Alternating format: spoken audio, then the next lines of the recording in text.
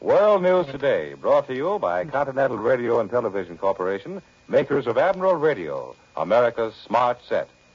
By shortwave broadcast, direct from important world capitals, as well as the leading news centers of our own country, CBS correspondents are waiting to bring you a complete report from the world's political and battlefronts. But first, here's John Daly with a summary of headline news as received in New York. The news from the battlefronts is good. The newest United Nations offensives, the Red Army's Middle Dawn attacks in Russia, and the British move into Jap-held Burma are making good progress. And in North Africa, the Allied pincers are slowly closing around the Germans and Italians as Hitler frantically tries to hold on to prepare the defenses against an Allied invasion of South Europe. In Russia, in the Middle Dawn offensive, the Red Army is sweeping westward at a speed comparable to the Nazi advance eastward last July. They have taken Katamarovka, only 55 miles north of Milerovo, and now threaten the entire railway line from Voronezh to Milerovo. Milerovo is a junction point of the Moscow-Rostov Railroad. It has already been cut. In Russian hands, it can and probably will be the base of a Russian offensive south to retake Rostov and smash or trap the entire German force in the great Stalingrad salient. Once again, the Russians report that they have taken thousands of German prisoners, this time well over 10,000. That fact alone is extremely significant. It's unlikely that the Russians want to take any German prisoners and will not if any semblance of resistance is offered. The thousands of Nazis that are falling into Russian hands confirm earlier Russian reports that German troops are surrendering wholesale and that the morale of the Nazi army in Russia has deteriorated. About a year ago today, Hitler, with a great deal of fanfare, took over supreme command of the German armies. The best Christmas gift the United Nations could receive is the assurance that he will not relinquish that command. As the new Russian offensive hammers and tears chunks out of the Germans, dispatches said that everywhere along the long Russian front, the Nazis are either in retreat, surrounded, or menaced on the flank. That perhaps is a bit on the optimistic side, but the Russians are holding on to what they've gained in the offensives at Stalingrad and west of Moscow. And although the Nazis have been reinforced and have launched vicious counterattacks, they have not been able to relieve the desperation of their position. Russia has regained 65,000 square miles of Soviet soil so far in the winter offensives. If the new Middle Don offensive maintains its momentum, it will probably force a general Nazi withdrawal that will finally lift the siege of Stalingrad. On the other side of the world, the Japanese Axis partner is still refusing to give battle. A communique from New Delhi said that the British forces moving into Burma continued their invasion without making contact with the Japs. In the air, Allied fighters covering and working with the ground troops are shooting up the Jap-held Akyab area, and Allied bombers are raiding the main Jap airport at Tonggu. In a night raid on the Jap airport at Tonggu, Jap fighters intercepted, but all Allied bombs were dropped in the target area, and all Allied planes returned to base. The Japanese withdrawal without fighting is something of a mystery. It's not like them, and they themselves have been the authority for some reports received in the past few weeks that the British were going to launch an offensive to retake Burma. They've had months to prepare their defenses. But whatever the reason, British General Wavell is obviously looking for a fight, and the Chinese have announced that their army is ready to join in the invasion. In North Africa, the Eastern Allied pincer arm in Libya is moving steadily forward. The Western arm in Tunisia is still preparing for the land offensive.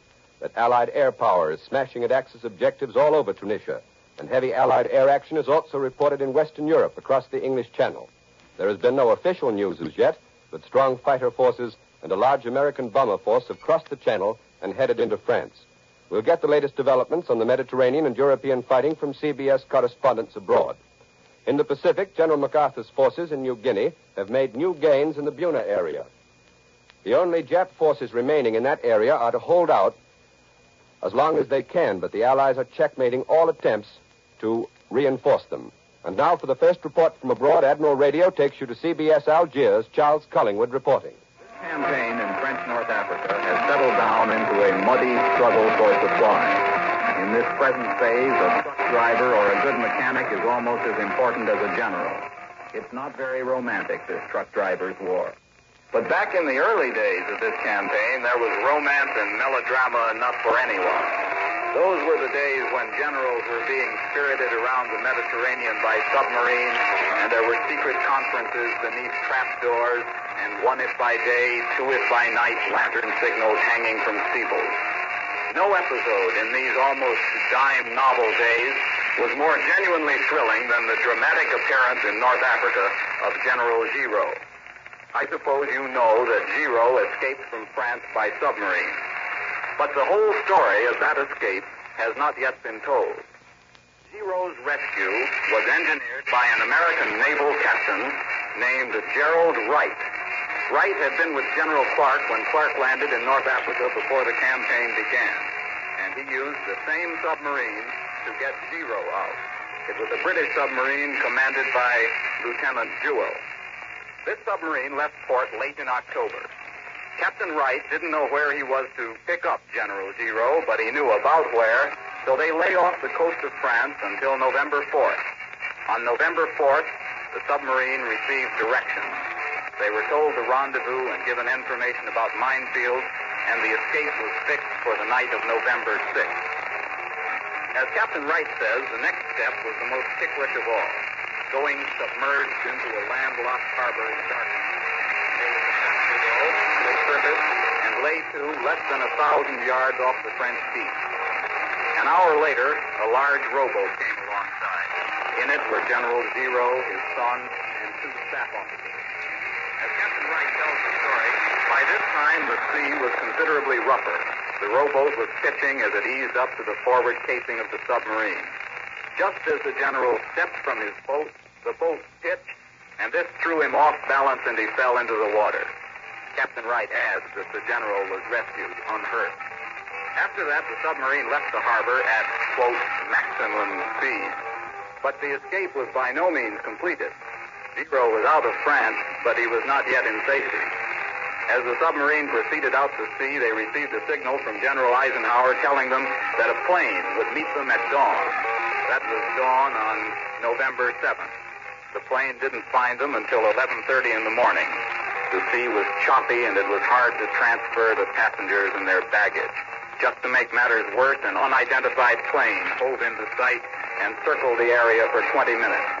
But finally, General Zero and his party were in the seaplane and the seaplane in the air, and thus, quote Captain Wright again, on the afternoon of November 7th, some hours before the operation for the liberation of North Africa was launched, we delivered Zero to Eisenhower. This is Charles Collingwood returning you to New York. Despite the foreign background noise which followed the pattern of Axis jamming of Allied broadcasts, we hope that Charles Collingwood's report from Algiers was understandable. And now for our next report from overseas, Admiral Radio takes you to CBS London. Bob Trout reporting. London knew the United States Army bombers were out over the continent today, for people on the southeast coast could see them flying out across the channel, so low that their American markings were plain and clear. They were gone a long time, some 3.5 hours, so the air-wise people of the southeast coast knew this time they'd gone far inland. A few moments ago, United States Army Air Force headquarters in London gave out the news. A large force of flying fortresses and liberators flew this afternoon to Romilly-sur-Seine, 80 miles southeast of Paris, and 180 miles from the French coast. It's the location of a large airfield. It's too early to have the results of the day's activity, but the early announcement tells us that nearly 300 aircraft of Royal Air Force's Fighter Command cooperated with the large force of American bombers. The fighters' role was to support the bombers, providing some cover for part of the way in toward the target and out again, while others carried out sweeps. It was the first time in 8 days that the weather has permitted large-scale air operations over northern France. A great part of daylight Allied air activity from bases in Britain is directed against the enemy's transport system on the continent. Today in London, the parliamentary secretary to the Ministry of Economic Warfare said that German-controlled railroads have to carry a greater burden than any railroad system has ever done before. A good deal of the strain has been thrown on the enemy railroads by Allied attacks on Germany's sea routes in the North Sea, in the Baltic, and in the Mediterranean. Late this afternoon, the Germans announced that Laval, Schanow, Göring, and Ribbentrop had been holding one of those conferences at Hitler's headquarters. Political and military discussions was the way the Germans put it. Furthermore, the Germans say, the meeting was imbued with the determination of the Axis powers to make an all-out effort to win final victory. This is defensive talk from the people who started out to conquer the world in an offensive without intermission. And it's also something more. It's the kind of talk engaged in by people who have taken a severe blow and know it. Today's German announcement has in London a somewhat familiar ring. It sounds not unlike some of those statements from London back in the days when the British were taking it hard. The British were tough enough to come through all right, and there's no doubt the Germans will make a very powerful effort to emulate the British example. For our next report, we go now to CBS Cairo and the report of Winston Burdett.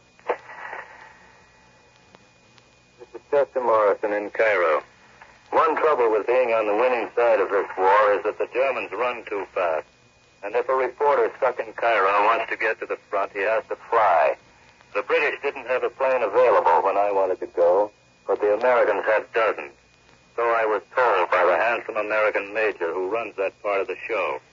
Mind you, I don't think this was deliberate, but when I missed the plane he had arranged, through no fault of his, and came trailing back to the hotel in the evening, dirty and disappointed, it was probably only coincidence that the major was sitting in the lobby having a pink tea with my girl.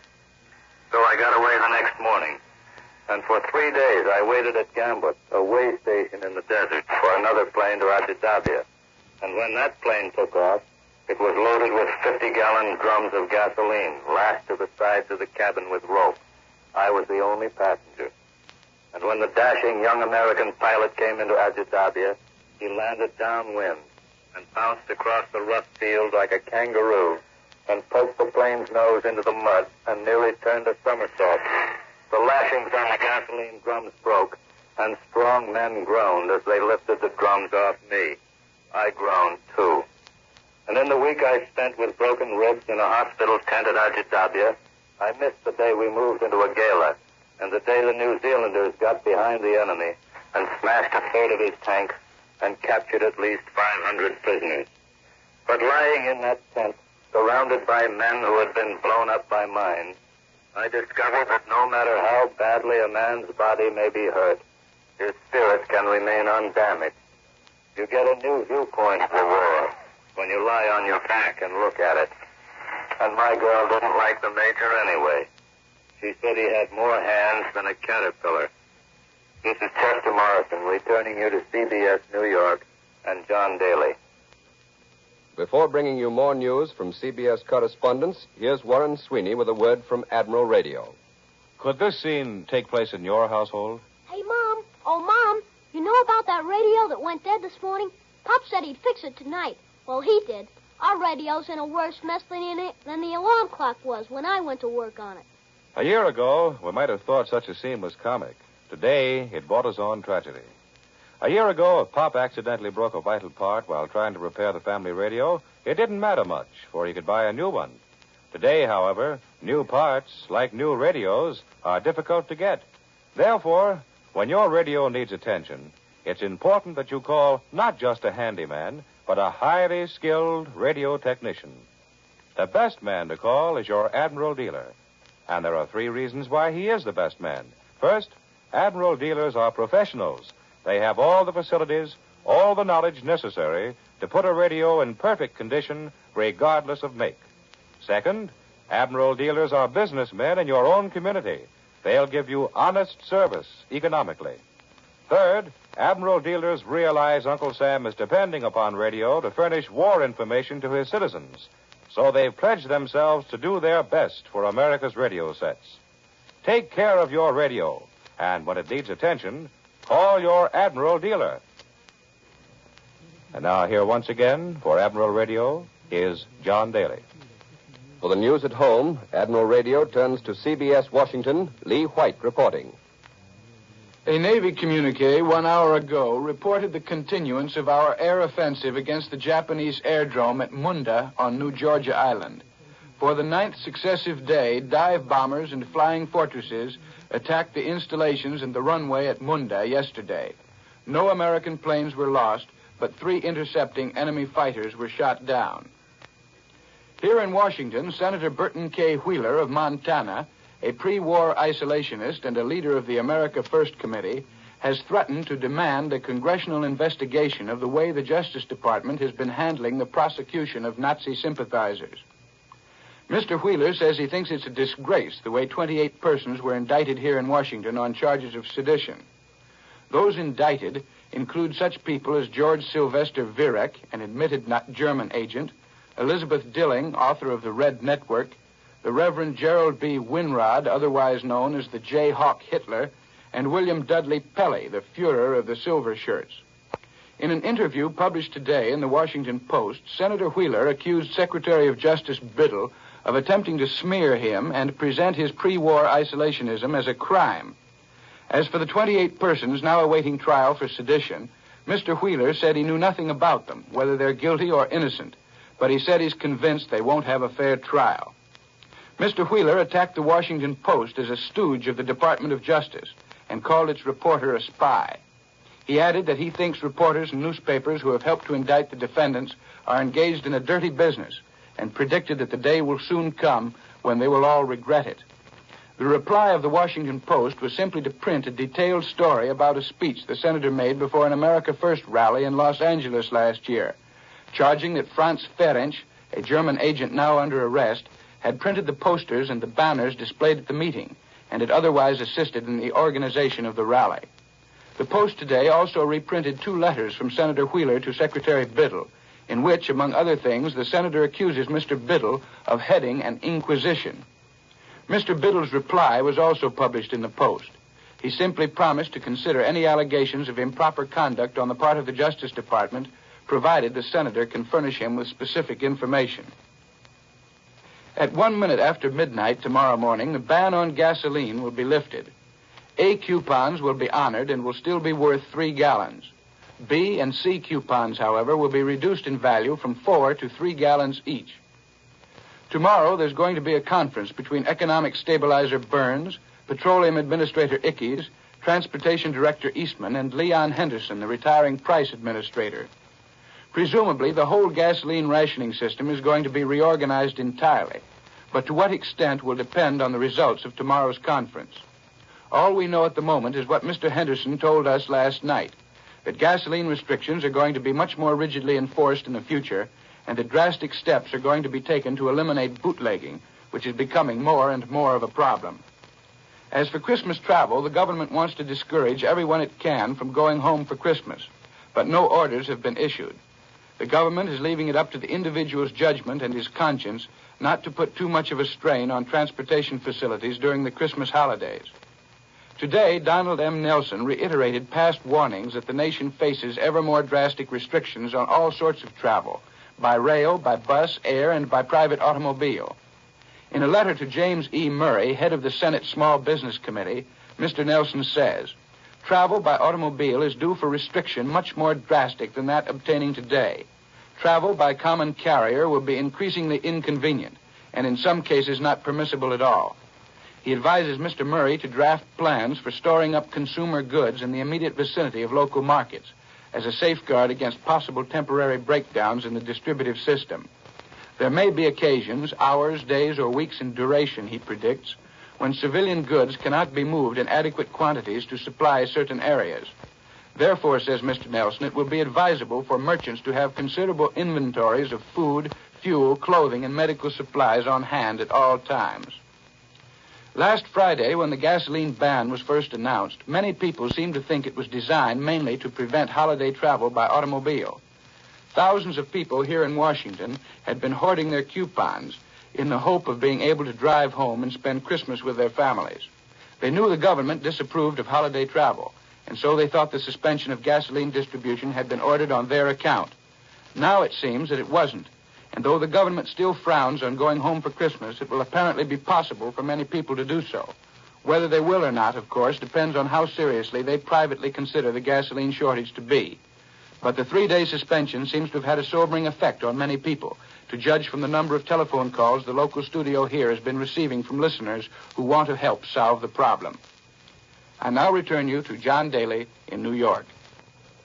One of the big news stories here at home today is the return of Captain Eddie Rickenbacker to this country. He will tell his own story over most of these stations at approximately 3:30 Eastern Wartime this afternoon. Now, here in New York is Major George Fielding Elliott, Columbia's military expert, with an analysis of the significance of the new British offensive in Burma. Major Elliott. It is far too early to determine whether the British invasion of Burma is the beginning of a real attempt to recover all of Burma from the Japanese, or is merely a local operation with the limited objective of recovering the airfield and port of Akyab on the shore of the Bay of Bengal. The enthusiasm with which the news of the British move has been received in Chongqing is, of course, understandable. Only by the recovery of Burma can China's communications with the outside world by way of the famous Burma Road be restored. Naturally, this is an operation in which the Chinese would be only too happy to cooperate to the fullest extent of their power. But the advantages to be derived from the reconquest of Burma would not be China's advantages alone. To reopen the Burma Road would mean that Allied air power could move more freely into China, because fuel and bombs and spare parts could be sent in.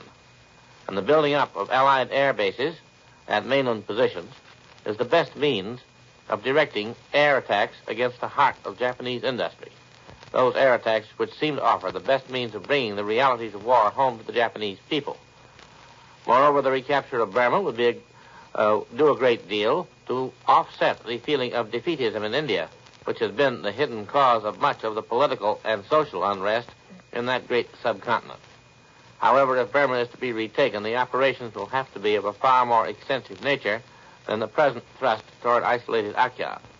Other invasion columns, British and Chinese, will have to converge on the difficult frontiers of that country, and the British fleet in the Bay of Bengal will have to blockade Rangoon and Mulmine to cut off the Japanese supplies and reinforcements. These must, of course, come by sea, for the land communications between Burma and Thailand are as difficult as those between Burma and India, if not more so. The British report that the Japanese are offering no opposition to the thrust toward Akyab. This is not like the Japanese, who have usually fought tooth and nail for every foot of ground when attacked. The reason is probably a tactical one. Probably the area into which the British are advancing offers no position suitable for defense, and the Japanese are therefore withdrawing toward stronger positions. That was Columbia's military expert, Major George Fielding Elliott. Here's a message from our sponsor. Today being the first day of Christmas week, Admiral takes this opportunity of extending cordial greetings to listeners from coast to coast.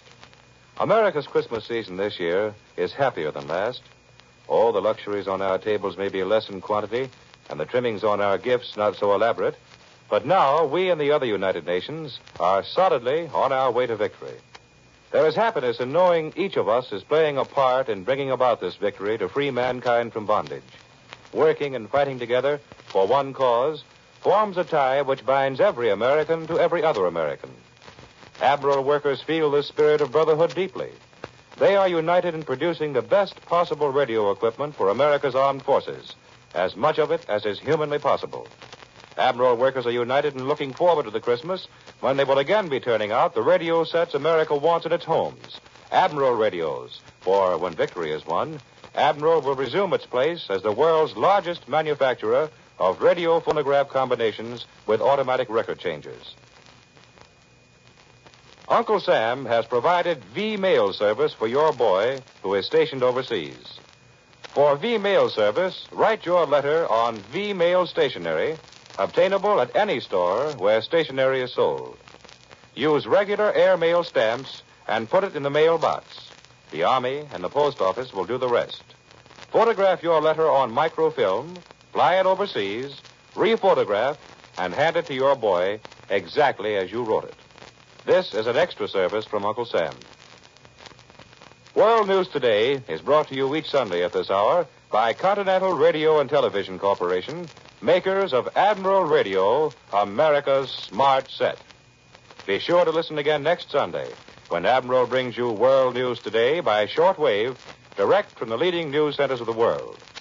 This is Warren Sweeney saying good afternoon and Merry Christmas from Admiral Radio. This is the Columbia